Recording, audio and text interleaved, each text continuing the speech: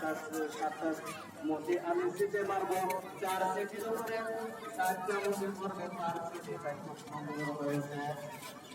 তখন হযরত মা ফাতেমা রাদিয়াল্লাহু আনহা সেরকম ভূমিকা করলেন, 7টা মতিকে 2 ভাইয়ের মধ্যে ফলাইয়া 7টা মতি জমিনের মধ্যে মারলেন। মারার পরে হযরত ইমাম হাসাইনের সিটির উপরে 3টা মতি বললেন এবং হযরত ইমাম হুসাইনের সিটির উপর 3টা মতি বললেন। বলেন সুবহানাল্লাহ। 6টা মতি শেষ হয়ে গেল।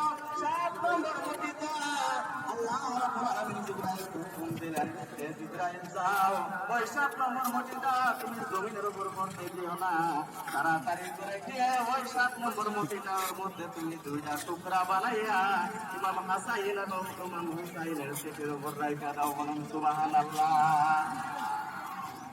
এরকম ভাবে আল্লাহ রাব্বুল আলামিন ইমাম হাসাইন এবং ইমাম হুসাইনকে মোহাম্মদ রাস্তাটা ভালো লাগছে, খারাপ বলতেন যে অন্য ভাই খারাপ পাইতো, যদি আরেক ভাই থেকে ভালো বলতো অন্য ভাই খারাপ পাইতো, সেই কথা থেকে আল্লাহ রাব্বুল আলামিন 7 নম্বর মতিটা 2 টুকরা বানাইয়া 2 ভাইয়ের চিঠির উপরে রাইখা দিতে, 3.5টা করে মতি 2 জনের ভাগে পড়ছে। বলেন সুবহানাল্লাহ।